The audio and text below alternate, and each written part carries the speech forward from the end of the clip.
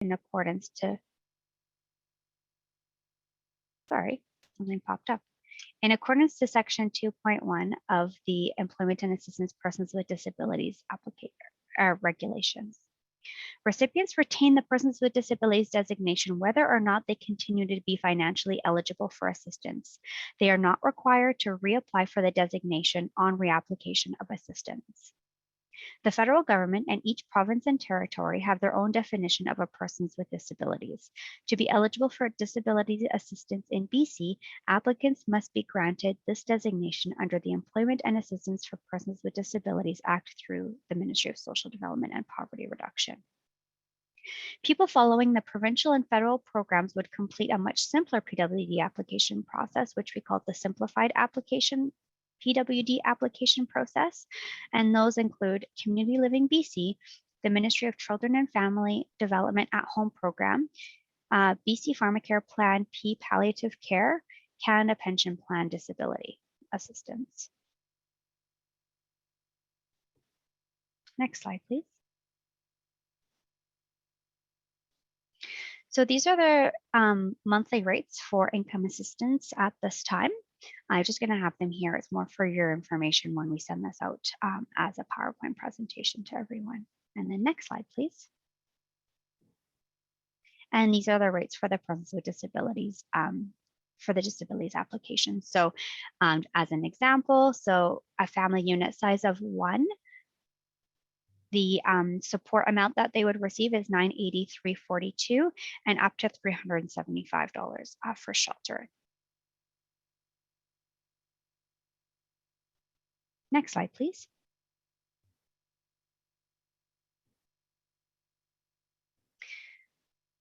So the ministry offers health supplements. The ministry provides basic medical, dental, and optical coverage for income and disability assistance recipients. The ministry also provides a range of basic medical equipment supplies, and nutritional supports through our health supplements program. Eligibility for specific health supplements vary and can be dependent on family type and the age of the individual circumstances. Each of these supplements has its own eligibility criteria. Some general rules do apply, though, regarding this criteria as follow. The item must be medically necessary. The item is the least expensive available to meet the need. Client has no other resources available to pay for the item, such as private medical insurance, and a prescription from a health professional may be required.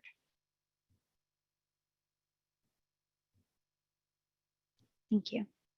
The ministry also provides basic medical and dental and optical coverage for income and disability assistance recipients.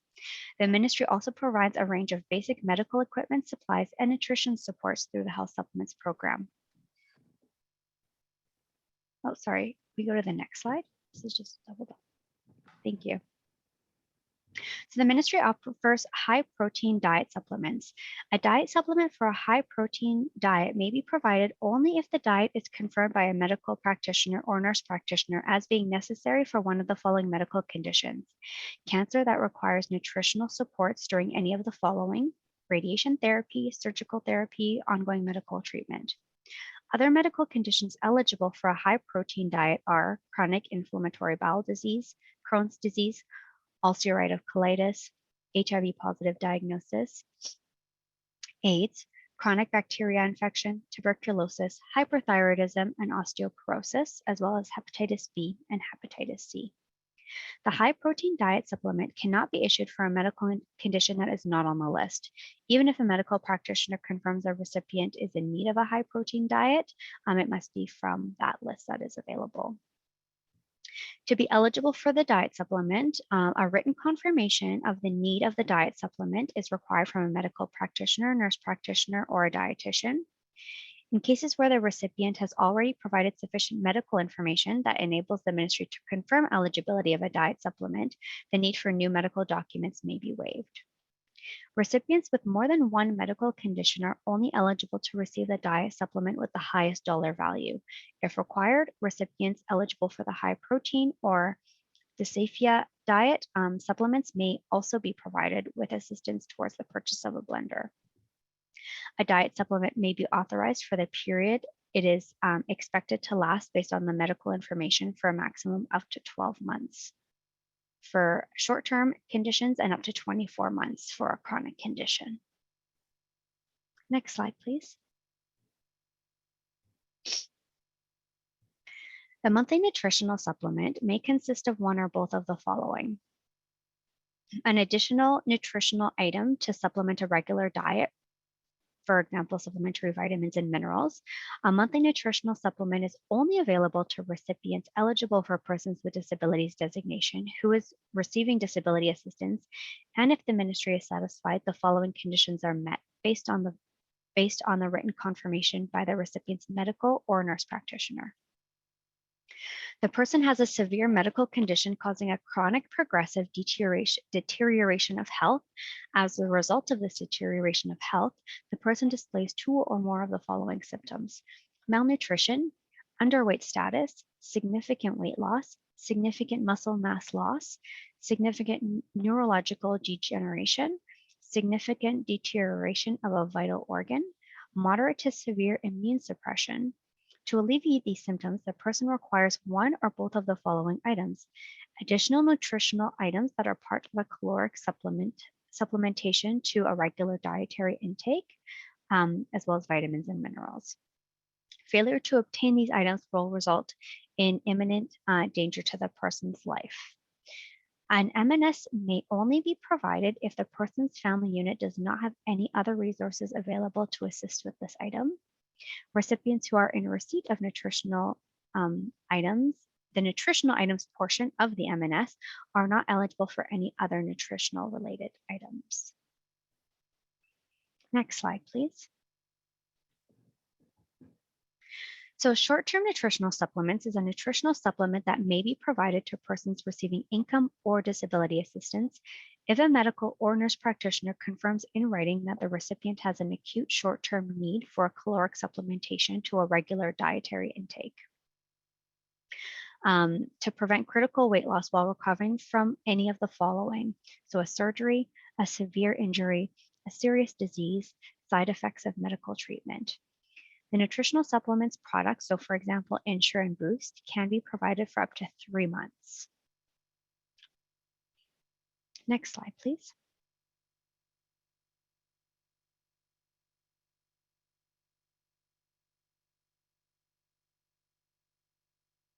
Oh, one more. Thank you.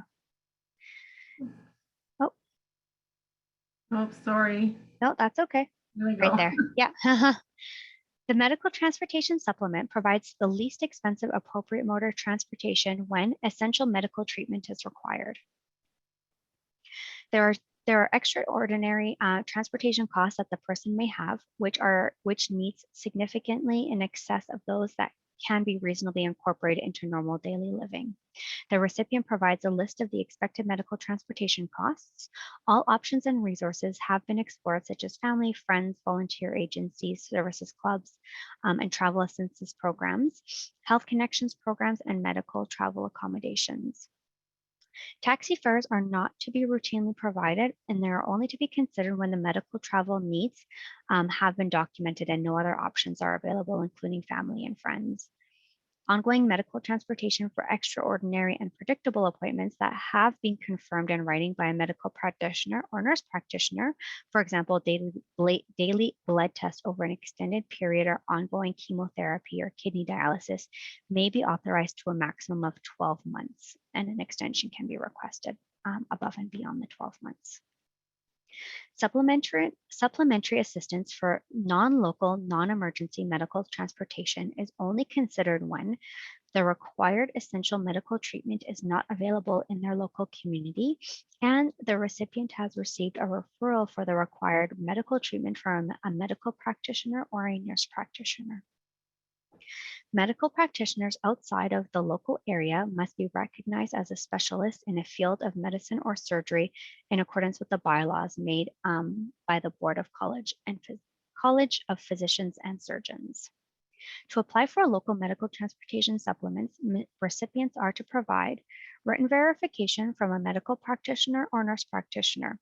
To apply for a non-local medical transportation supplement, recipients are to provide a request for non-local medical transportation assistance form, and written verification from a medical practitioner or nurse practitioner, or a TAP form with confirmation number. Next slide, please. So the ministry also has community integration services, which consist of community integration specialists across the province. Community integration specialists were implemented in 2019, where the Ministry of Social Development and Poverty Reduction currently has 73 community integration specialist positions throughout the province. They serve areas on Vancouver Island, the Sunshine and Central Coast, Vancouver and their surrounding areas, the Fraser Valley, the interior, and the interior north and Kootenays. Next slide, please. Community integration services provide service delivery with 4 different models that they have within the different communities they serve. The community hub model, which is a central location for community partners to attend to assist clients' needs. Direct services, which is more of a caseload management and ongoing support service. There's a specific focus model, which provides services to a specific area of need, as well as remote hub, which is virtual supports for our northern communities to connect with a community integration specialist to assist with ministry services. Next slide, please. Community integration specialists represent the ministry in the community to achieve better social outcomes for the province's most underserved individuals. Community integration specialists have knowledge of local community and government agencies, which allow them to assist clients to navigate these organizations. Some services staff provide include expediting an intake application, assisting with health and shelter requests, providing intensive case management, providing homelessness outreach, coordinating housing inspections, responding to inquiries from community partners, and coordination services. Community integration specialists are located throughout the province and work with many government partners and community organizations, both on and off-site. Some of the locations include Family Youth Partnership, which is the FIP program, as well as we have community integration specialists at many different friendship centers throughout the province. The ministry is now connected with 11 friendship centers, which include friendship centers in Courtenay, Duncan, Kamloops, Kelowna, Merritt, Mission, Nanaimo, Penticton, Port Alberni, Surrey, and Vancouver. Community integration specialists also work with corrections and court services locations, mental health and addiction services, drop-in centers, as well as community shelters and outreach programs and encampments.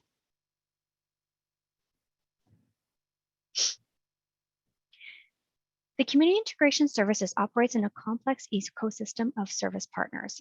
Community integration specialists help individuals navigate this ecosystem and the transition points between service providers. Some examples of collaboration include, but are not limited to, BC Housing, health authorities, as well as partner ministries such as MCFD, the Ministry of Attorney General, Emergency Management BC, and Public Safety and Solicitor General. And the next slide, please. And are there any questions at this time? Hi, everyone. Thank you so much, Nadia. We do have questions in our chat box that we will now get to. Sounds good. And Tracy, were you able to? Hi, sorry, I just had to go plug in my laptop. Yes, we do have lots of questions. So great information presented. I've learned something new. So I have a few. I'm just going to sort of start with them in order. And if you were the person who asked the question and you want to jump in and clarify, feel free. So David had a question about the amount that's allocated for the housing portion, and if there's any plans to increase that and bring it in line with the current housing costs. Yeah, unfortunately, it is a legislated amount, so that's something that's beyond our scope to be able to respond to. So hopefully I mean, I think we all know that the rates haven't increased in a very long time, but that is something that would have to go, and it would have to go through Treasury Board and be a new legislated amount. So yeah, kind of beyond our scope to be able to answer that at this time, unfortunately. Thanks, Nadia. Tracy, before we move on, I'd like to acknowledge Ben's got his hand up. Oh, Ben? okay. Thanks, Karen. So my question is, I saw the slide there for the earnings that a person on PWD is allowed to make, which is up to $15,000 now. Yeah. So if we work it backwards, that's $1,250 a month, $625 every 2 weeks, $312.50. So now you take in the minimum wage is going up to $15.65 on the 1st of June. That allows a person to only work less than 20 hours a week. So they see a dollar for dollar hit on their PWD at the end of the year. So it's not based on a monthly. So before it used to be the $800 a month, and it would be deducted dollar for dollar anything above and beyond that. This is $15,000 annually. So the point of it that where it's changed annually is, let's say somebody's earning $5,000, or I don't know, let's say $3,000 in the first 3 months and then don't work for a period of time. So long as that they have worked and earned under that $15,000, it doesn't affect their disability assistance check. As soon as I realize that. Yeah. I'm just saying now the minimum wage rate is going up, right? And so yes, a lot of self-advocates are very mindful on how much they make because they don't want to have to pay that dollar for dollar hit if they right. put the $15,000, right? Yeah. So minimum wage is going up in June. How long before you see another rate increase in that 15 jump up to $18,000? Yeah, I also, again, that's something that I'm not really able to speak to. But you can always advocate that to your local MLA, and that's something that can be brought forward to the provincial government. Because there's so many parts to employment. It's not just the job. Absolutely. It's the social aspect for a lot of individuals on PWD that have a job. They go to work because it's part of their social activity during the week. So if they have to restrict themselves, just like us, if we had to restrict ourselves from going to work because we're going to be fined at the end of the year, you know, it's not a great situation. So I think it's time again to look at another increase in the amount so that people on PWD, self-advocates, don't always have to stress themselves out when they come into October, November, and December, that they have to cut their hours back because they don't want to be hit with that. Yeah. Certainly. Hi, Ben, it's Anne. We can certainly bring this forward as well, but I also suggest bringing it forward to your MLA, or you can write directly to the minister here at SDPR. I know our policy shop is always looking at things that are brought forward. They don't go unnoticed. So I encourage you to bring it forward as well. But we certainly will bring this. We will bring all the questions forward here today. All right. Thanks, Ben. Let's move on to Anne, Tracy. Anne has her hand raised, and then we can get to the questions in the chat. Sure. I just wanted to build on Ben's comment and just provide a real life example. So I have a family member who's on PWD, started as a youth, and lives with bipolar disorder and ADHD, among other things. So there's some planning challenges. And so they are able miraculously to find lots of employment, and then will often take on more and then burn out. And so the challenge every year is cautioning that, you know, if she takes on employment and then isn't able to continue and has hit that threshold, has no fine. So I budget to the end of the year to be able to support in case that happens, which often happens towards the end of the year. So the reality is, you know, at the wage that she usually makes, like 16 hours a week, and she's going to hit her, you know, more than that, she's going to hit her threshold very, very quickly. And so it's a big challenge. And without a minimum fallback or safety net, she's pretty hooped at the end of the year. Thank you for that. Thanks, Anne. Now we'll move into the chat. Righty, so there's lots of questions in the chat that pertain to the rates, but I think we've kind of addressed that. That's something that advocacy is going to be needed for.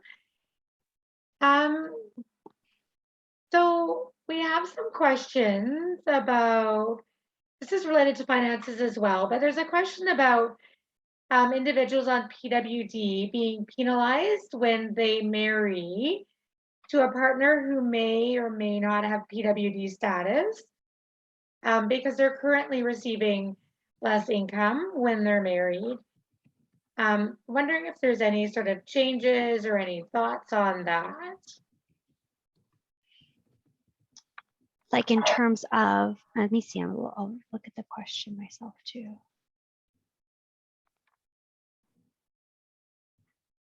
So is there any thought in changing the policy? Of what a This is- family unit, of what a couple looks like? Yeah, I mean, at this time, we don't have any changes that have been made. But again, that is something that we can take into consideration, and we'll take that forward after this presentation. thank you. So Bonnie had a question about orthotics and the process for reapplying to have the shoes paid for. Mhm. So her question says they have to get a quote from the person they're getting the shoes from. Would it not be easier to have a set amount that a person could have access to help pay for the shoes and have that included in their first application instead of having to reapply each time? Yeah, I can explain that a little bit more. So we just went through this process and for the first time with my son. And then I thought, wow, that was such a hard process to go through. How do other people that don't have the kind of support that my son has, how do they go through that? And so what happened was he qualified, got his orthotics, and then got the letter saying that he may qualify for shoes to go with his orthotics, which makes sense, right? But we had to do the whole application all over again and get a quote ahead of time. And it just took so much time and effort, I think, on our part, but also like somebody at the ministry office has to go through all that stuff as well. Wouldn't it be easier just to have a set amount that a person can have for shoes if they qualify for orthotics? Like, to me, that would just make the whole process for you and for other people that are applying for it easier. Yeah, I did write this down as a note, but orthotics prices and shoes, depending on the orthotics, do vary depending on what the situation is for each individual. Therefore, that's why there's no set amount. Sometimes some prices are more than others. Therefore, I don't think there's a blanket amount, just so that we're able to provide the correct shoe and orthotics for the right individual for each request that is made. Yeah, I get that. I totally get that, but it is capped, and I would bet money that every single orthotic and shoe is more than the capped amount. So you already have the capped amount. Like, that's what I'm thinking. Like, why wouldn't you just give the capped amount? Yeah. Yeah. Yeah, no, for sure. And we'll take that away as well. Thank you. Yeah, no problem. Thanks, Bonnie. So there was also a question about CBD oil. If it's prescribed for anxiety or depression, can that be covered under supplements? I don't believe it would be covered under supplements. A prescription's covered under medical services. So if it would be covered under MSP, then it may be available to them. But yeah, it's not a supplement. It's not one of the supplements that the ministry provides for health supplements. Okay. Thank you. There's a question about resources on applying for things like wheelchairs, orthotics, hospital beds. Are there any publications that the ministry has available that could be shared with respect to that? Yeah, so we have our policy and procedures employment and assistance manual that provides the policy and the procedure attached to medical equipment. So when I send the PowerPoint presentation back to Karen, I'll have our BC employment and assistance policy and procedures manual link attached, but I'll have another link specific to medical equipment that you can look into. Awesome. Thank you so much. Yeah. That'd be great. Also, your website, I know, has lots of excellent information as far as the PWD supplements as well. Mm. I'd like to just jump in and acknowledge Danielle's question, Tracy, because this is a question that continues to come up a lot, is that the for folks that are in home share, their room and board portion has not changed for many, many years. It's still just $7.16 a month and includes rent, utilities, groceries, and essential toiletries. And as we all recognize, you know, the cost of living right now is just going crazy. So hopefully that this is something that can be taken into consideration. I know it needs to be done at the provincial level, but it's something that, you know, families are getting quite concerned about, and noticing that, you know, costs have increased dramatically, and sometimes it's a barrier to securing quality home share providers. So I just wanted to acknowledge that comment. Yeah, thank you for sharing that. And we've got that on here as well. Thank you. Yeah, I just wanted we've to seen a few more come in outside of this sphere as well. So it is being looked at as well as Great, some of the thanks, other questions. Can I just sort of jump in? Can I clarify just one more time with you where you would recommend we go to advocate for like these increases and changes? Yeah, you can go to your local MLA. So Okay. anyone can go to their local MLA, or they can send a letter to the Minister Okay. of Social Development and Poverty Reduction. Thank you. Yeah, you're welcome. I'd like to acknowledge Mary's hand, Tracy. Mary? Hi, can you hear me? Yeah. Okay. My question is still back to around the medical concerns, medical supports, wheelchairs, orthotics.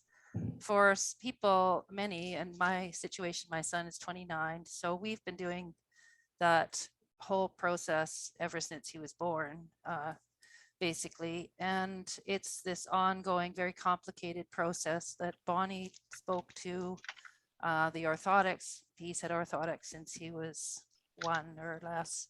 So, but that process is very complicated, and it's every single time there's a need for any adjustments to chairs, new chairs, seating for chairs, commode. You know, there's so much equipment when you have someone who needs a lot of supports, and it changes with their age and with the changes that medically that are happening to them.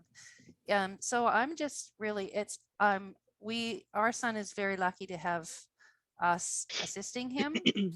He's nonverbal and unable to use a computer, but I really, and it's very much more complicated with the shortage of medical professionals and access to medical professionals that is so complicated now, and every single thing has to be forms filled in, doctors, you know, that takes weeks. And so I just wonder how many people are not even bothering to get the shoes they need, the changes to their wheelchair, the fixed even, because it is so complicated to go through those processes. And I know that you have to have things in place, but I feel like it hasn't shifted with the shifting medical landscape and health landscape and social landscape.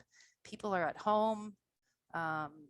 Families are really struggling to fill in the spaces where caregivers are not there because there's a shortage of caregivers. You know, there's just so many pieces, and right now it is so hard. So, you know, and that's even for us, you know, it takes months to even get all the little pieces done, to first even talk to someone who will then maybe sign the form that needs to be signed before you can go and put it back through the process. And then you have to wait weeks before the appointment with the next person. And so I just feel like that piece needs to be not just telling us to lobby to our MLAs, but it needs to be coming from the ministry that is providing those supports and seeing those gaps. And Yeah, and you know, so I just feel like we can't ignore it. We all need to be saying this is a problem, and we all need to be working at it, because there's so many people, not just like my son, who need the supports, and they're just not getting them, you know, and it's just it's not okay anymore. You know, so that's just my comment, and it's not really a question at all. It's more a speaking out about those people who cannot speak for themselves. Absolutely. Thank you, Mary. Yeah. Yeah, thank you We so really much. appreciate that. I know that it can be frustrating because of forms and something for this and something for that needs to be filled out and such. Unfortunately, that is how it is right now. We are looking at streamlining a lot of the forms currently, and the processes that go along with that in the policies. For the excuse me, I'm suffering from a terrible cold from this weekend. But for the medical professional shortages and such, that would be Ministry of Health, and we don't have a say in that, unfortunately. And we are seeing frustration from that at our level here as well, and long waits and such. And I know a lot of individuals, including myself, don't have a family doctor at this time, and that can create longer queues, I guess you could say, in to get the forms filled out that you need, and that can be frustrating. We do have several resources that we can include when we send out the information, and but again, it's contacting the Minister of Health and your local MLA about these issues, and I just want everybody to know we are looking at them, the processes and the forms right now, for that, for what you had mentioned earlier.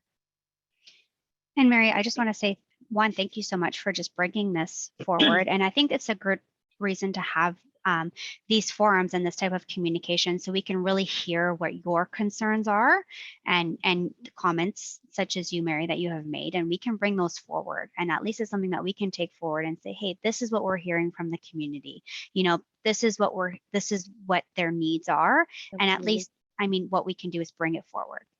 So again, thank you for your comments that were made. Yeah. Thank you very much. That's for what acknowledging we do here, Nadia and I. So we're reaching out to more groups like this in order to hear what you have to say, so that we can bring forward and make possibly make changes to make things better in the processes. Thank you. Hey, Tracy, I Um, think we'll acknowledge Fran and Esther's hands. I'm not sure if you're able to see that, but Yeah, I do. Okay. So Francesca's been waiting the longest, so I'll take her next. I'll be really quick because I really don't want to beat a dead horse here, but I do, just from my perspective, because I am a parent that has a transitioning child. And so on one hand, it's a little bit validating to hear how difficult it is, because I'm sitting here thinking, why am I struggling so much with this piece? I work in the sector, I'm a fairly capable person, and I'm really struggling with it. And as you know, transition is already, there's a lot to do in transition anyway. So this piece is just kind of compounding everything, not to mention that my son is 18, he's not 19. I have all these odd consent gaps that I'm dealing with that are completely, I'm actually quite shocked that they haven't been dealt with yet. I've been hearing rumors of these, this year of like, when a child is 18 going 19, like how there's all this difficulty in that before you can get a rep agreement. And now that I'm going through it, I understand why it's still there. It's such a process that I understand why families don't want to push through it, because by the time they actually get there, their child is 19 and now I can get a rep agreement and now it's not an issue anymore. But it's really something that needs to be addressed. I mean, that I go on to our, my self-serve file every day to say, I don't even understand how to deal with some of the flags I have on my system, because if I call, they tell me I don't have consent, and then the consent form isn't exactly, there are a lot of gaps. But all that to say, the point that Mary has brought up is a very big one right now. And I'm in that big process. And in the meantime, my son is suffering because he can't get compression socks that he absolutely needs and causes him pain, and we're still waiting, and I still don't know where the funding is coming from that. So just an added comment to that. Absolutely. All of you may have a particular situation or something that you're working through right now. And Nadia and I will provide our email addresses so you can contact us directly, and we can perhaps help facilitate moving things along. We can't guarantee that it's going to get approved or any of those things, but we can certainly connect you with the correct and right people that could help you with that as well. Thank you. Esther has her hand up as well. Thanks for being so patient. Would you like to ask your question now? Yeah, I don't have a question. I just have a comment. And I know this is a dead horse, but I think we need to be talking about it still. Regarding what Mary had to say, I think the key to all of what she said is that there are some people who are just choosing not to do what needs to be done because it's so complex. And so then our children, our youth they get into trouble because they're not safe. And the problem that I have is, who do we blame for that? Who do I mean, as parents, we do our best to make sure that the kids have what they need. My children have what they need. But then, you guys can say you don't deal with health, and health says they don't deal with you, and doctors say they don't deal with nurses, and nurses say they don't deal with doctors. And there's, everybody's passing the buck around. But at the end of the day, I'm the one who's standing beside my child in a commode that is broken, and I'm catching her when she falls and hits the ground. And so, we need to, I'm thankful that you're hearing our words. I'm thankful that you're listening to us, because it is so important. And I know they're not children, but to me, they're children. Oh, absolutely. They're your children for life. Yeah, yes. they're so important. And the thought that, like has been said already, we work in the sector. I work in the sector, and I understand. I'm a fairly competent person, I think. So when I'm having trouble getting a commode in a timely manner, I'm already 8 months into a request to replace a commode. When I'm having trouble and I'm trained to do this, what's the normal layperson having? What kind of troubles are they having? And are they actually looking to replace the broken commode? It's just, this is a safety issue, and I don't want somebody to get hurt. I certainly don't want my own children to get hurt, but there are others out there who need people to advocate for them, and that's what we're here to do. So thank you for listening. I appreciate it. Absolutely. Thanks, Esther. We have a hand up from Nellie as well. Nellie, would you like to go ahead? Hi, I'm Nellie Wong. I've been a regional resource parent for 30 somewhat plus years for Burnaby. Can you hear me? Yeah. Oh, you can. Okay. I have a daughter. She is in a wheelchair, and she's 40 years old now. So I have been through so many issues, advocacy for her. And I would just like to share one incident that we came across a few years back with the ministry. We had to go through an appeal process. So just because you get turned down, I'm saying that you just pursue it. And finally, there'll be some resolution. I'll give you the scenario. The OT that my daughter had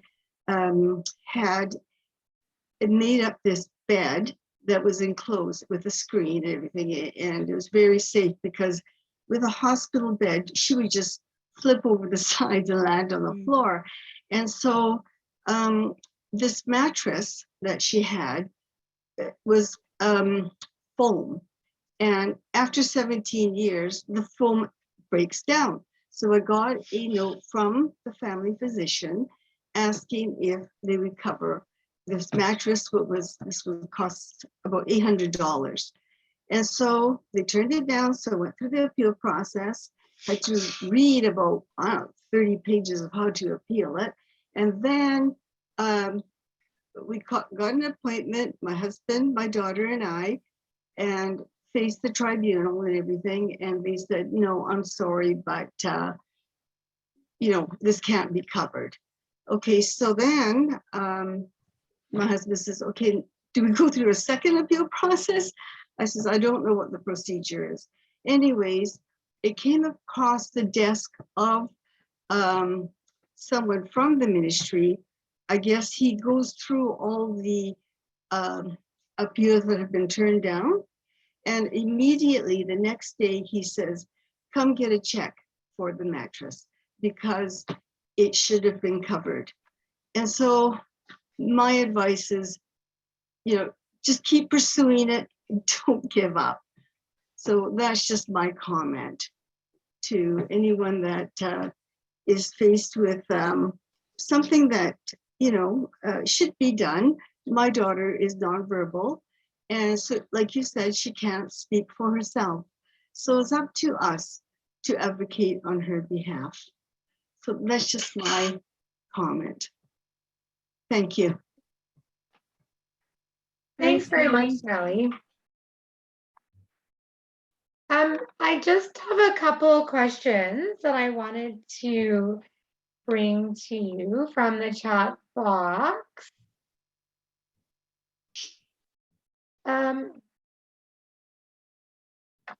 Someone made a really good comment about whether or not there's any thought to having an engagement committee with families to gather some of this lived experience. Apparently the at-home program has an engagement committee right now, and the committee has actually guided some policy changes. This would be a good opportunity to gather lived experiences for the ministry to take back. Is there currently an engagement committee? Not that I am aware of. No, not at this time. I think it's a great idea. We can certainly look at that and yeah, I think that would be important. We have one also with through Sunny Hill BC Children's Hospital with Nursing Support Services has created an engagement committee, and like I said, the at-home program. And with the at-home program, that's how in 2019 there was the release to take half the families off of the respite, because we were able to say like families are struggling. And this new policy that was just released April 1st, where there was 10 million in equipment needs for families as well. And I just, while people who are doing the good work that you're doing and trying to advocate on behalf of families, having that lived storytelling of experience, and I don't even like using storytelling because storytelling's like a fable to me, but these are lived life experiences that could really help guide those policy changes. And obviously we as families talk to other families, so to be able to share in a way that's safe. And again, we've been meeting for 3.5 years with the at-home program directors, and it's taken 3.5 years to see those changes happen. And I would hope that things could move a little bit quicker, especially with inflation, but I think it would be a useful tool, and utilize self-advocates, even getting self-advocates on that committee, because as you've heard from other families, even walking through the self-serve, there's no way my son could have done that independently. It needs to be simplified language. It needs to be simplified websites. In the autism portal, they are so proud of that portal. I'm computer literate, and it is not user-friendly, right? So looking at those types of opportunities really to be progressive and be in front of other provinces and listening to what the needs are of the families and those people with PWD. Many people on PWD may be living on the streets and don't have access to a computer. It needs to be easier. That's a really great point, Bobby. We know as parents that all have that lived experience. We feel, and we work in the sector, that we should be able to understand this, but it needs to be in plain language so that self-advocates and those families that may not be connected with the sector are able to go through this process simpler. So really appreciate Nadia and Anne listening to the voices of the family and being able to take this back to your agency. We have a few more questions there. Thank you. I just wanted to say thank you to Bobby for that.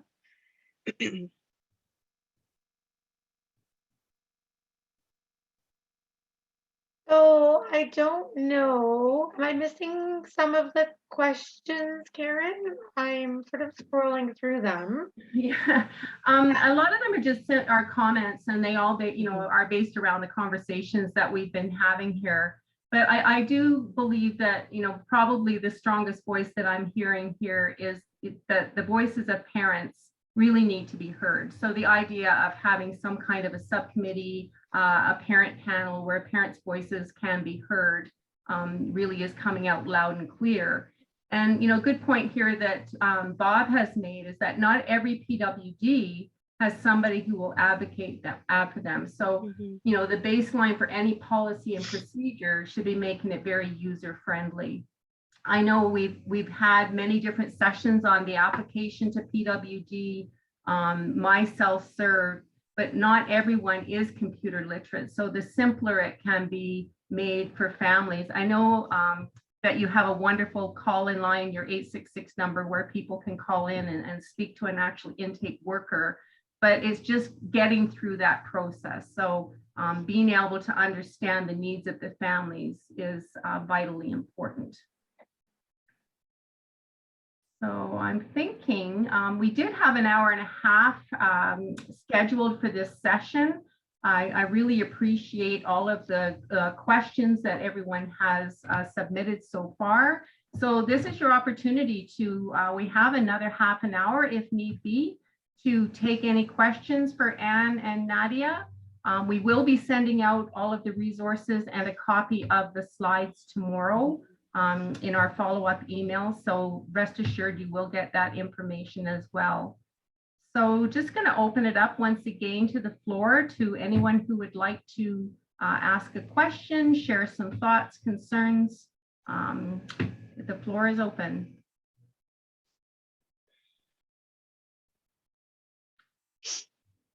Bob, would you like to make a comment? Yeah, this was just in regards to the form for person with disability allowance, the monthly allowance that PWDs get. The application obviously seems to be very confusing for families. And we have, I think, the number of calls that we get for families who are totally at a loss to know what to put onto that form because it's so unclear are significant. So we normally direct them towards Disability Alliance BC, who does have advocates to help families through the process. I'm just wondering, is there any way to make that form easier to understand, or situations where there is